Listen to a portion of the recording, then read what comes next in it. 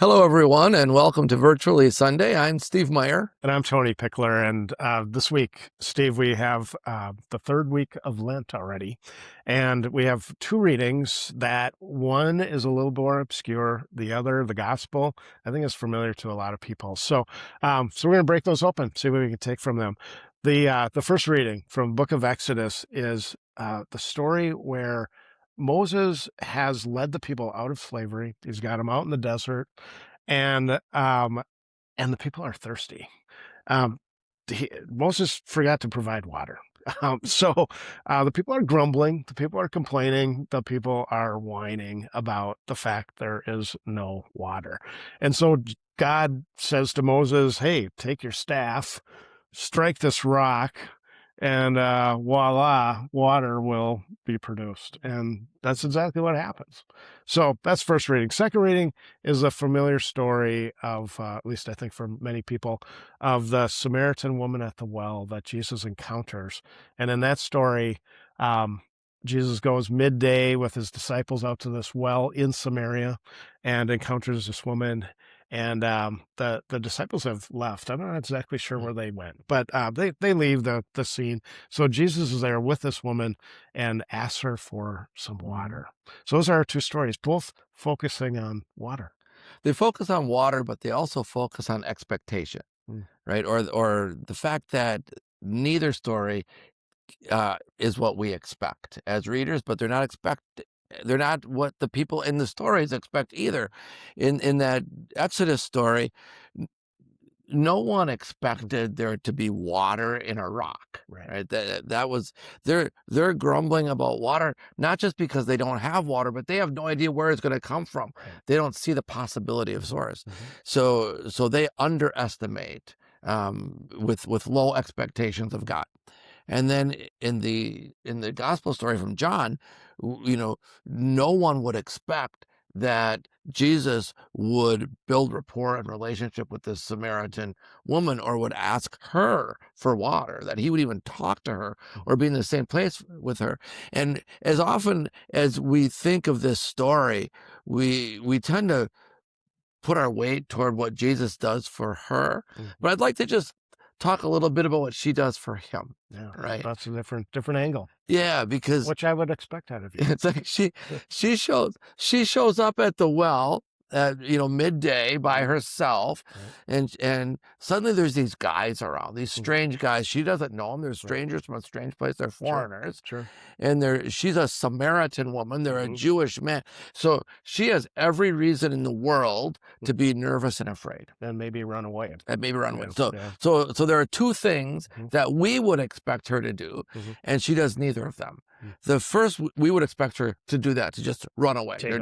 Go hide. I'll wait till those guys clear out, then I'll go get water. That's the safer choice. Right? She doesn't do that. The other thing we expect her to do is what most of us would do, which would be to say, he asks for water, and for her to say, get it yourself. Right? She doesn't do that either. Hey, here's a bucket. Yeah. Why should I do that for you? Right? Exactly. And she serves him.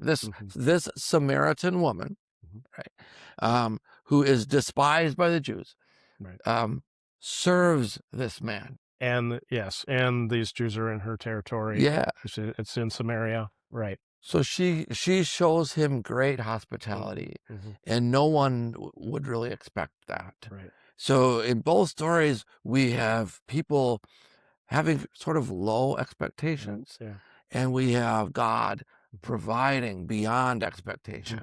But I think the thing too, as I think you've kind of noted, is that Jesus receives that gift, receives the water from the woman, and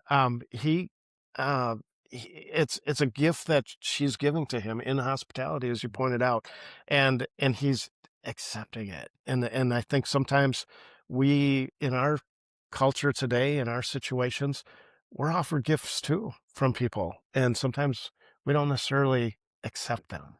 we don't accept them because they're not what we expect, Mm, or they're not acceptable to us, or they're not coming from places that mm, we would want. You and I have met so many homeless folks out in the streets and in the shelters, mm, and you sit down and you talk to them and you listen to their stories, and you realize that they're gifted mhm, people. mhm. They they have I've received so many life lessons from people on the streets that are gifts. They're yeah, pearls of wisdom that have come from the, people that I've you met know, out on the streets. and to have some of these people just sing for you Mhm. because they have no other gift to give, but they Yeah, want to, yeah. and they're so gifted, they're so Mhm, mhm, talented, mhm. but because they're not what we Right, expect, right. we ignore them. So if you ever watch America's Got Talent, right? Mhm. And someone walks out on the stage, and we're all judging right away, oh, this person is not, Yes, yes. and then they surprise us Mhm. with this amazing giftedness, Yeah, yeah. This and voice comes out of them that you didn't expect, Mhm. or some magic act, or whatever the case might be. Yeah, you're exactly right. You're exactly right. So we're reminded in this story, both these stories, but really in that gospel from John, we're reminded that every single person, including the Samaritan woman who would have been the least among them, Right. right? That every single person has value and dignity, is created in the image and likeness of God, and has something to offer. And one of the beautiful things about Jesus is how openly Yeah. he receives her and her gift. Right. And we're getting close to halfway through Lent, and I feel like that's going to be something we're going to need to ponder for this week and these weeks ahead as we continue this journey of Lent, is what gifts are being offered to us? Yeah. Who's offering them? And most importantly, probably, as we've kind of pointed out, how are we receiving those gifts?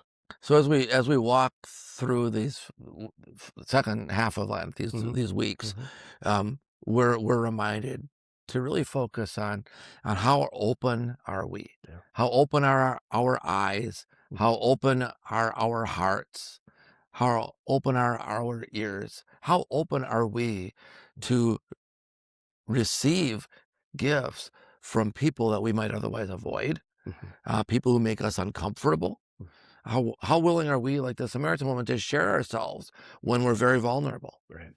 And we have a God that's a God of surprises. So if we're open to the surprise, open to the wonders Mhm, that lie before us, this journey of Lent, this journey of life will be so much more richer.